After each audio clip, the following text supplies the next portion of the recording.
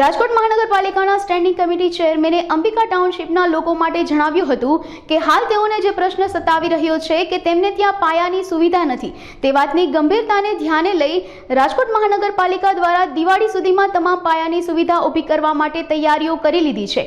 એટલું જ નહીં, હાલ વર્ષા ઋતુ હોવાના કારણે અન્ય કોઈ કામગીરી થતી નથી, પરંતુ નવા ટીઆઈ પાઇપલાઇન નાખવાની કામગીરી શરૂ કરી દેવામાં આવી છે, જે ભવિષ્યમાં અંબિકા ટાઉનશીપના લોકોને ખૂબ ઉપયોગી નીવડશે અને મદદરૂપ સાબિત થશે।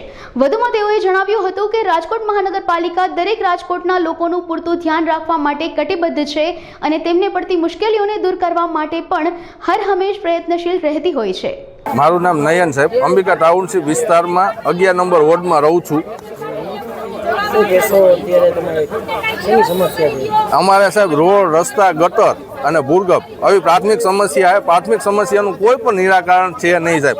વારંવાર રજૂઆત કર્યા છતાં પણ કોઈ પણ જાતની સમસ્યા અમારા માટે છે નહીં સાહેબ। કોર્પોરેટરને અમે એક જ જણાને ઓળખીએ છીએ, બાકી કોઈને જોયેલાય નથી।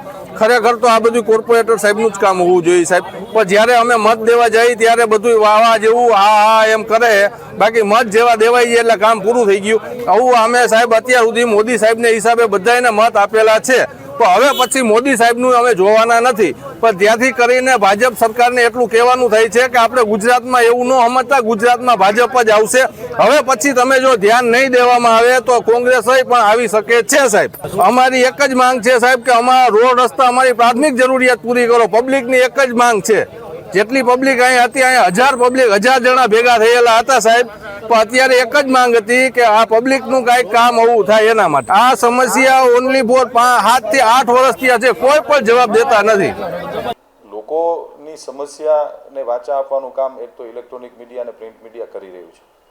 મારા પાસે પણ આજે એક રજૂઆત આવી હતી અંબિકા પાર્કની, પરંતુ આપના માધ્યમથી વોર્ડ નંબર 11ના રહેવાસીઓને, ખાસ કરીને અંબિકા પાર્કના રહેવાસીઓને હું એક વિનંતી કરું છું કે તમારા વોર્ડની અંદર ડીઆઈનું અને ડ્રેનેજનું પાઇપિંગ નવી નખાઈ રહી છે।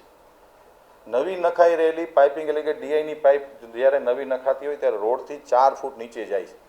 4 ફૂટ નીચે જાય એટલે આખો રોડને તોડવો પડતો હોય છે। પછી ડ્રેનેજની લાઈન નાખીએ છીએ અને ચોમાસું અત્યારે આવી ગયું, ચોમાસામાં 2 મહિના સુધી કોઈ પણ કામ ન કરવા એવી સરકારની અમને સૂચના, કાયદેસર અમે ન કરી શકીએ કારણ રોડ ન બનાવી શકીએ વરસાદના કારણે।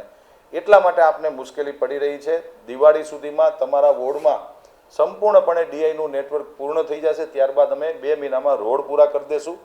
તમારી મુશ્કેલી તમને પડી રહી છે એ અમારા માટે પણ દુઃખદ બાબત છે, પરંતુ જે વિકાસ કામો થઈ રહ્યા છે એના માટે આપને મુશ્કેલી છે। ક્યાંક પાણીના પણ પ્રશ્ન મારા ધ્યાનમાં આવ્યા, કારણ કે પાણીની ડીઆઈની લાઈન નાખીએ છીએ, ક્યાંક ડ્રેનેજના પ્રશ્ન આવ્યા।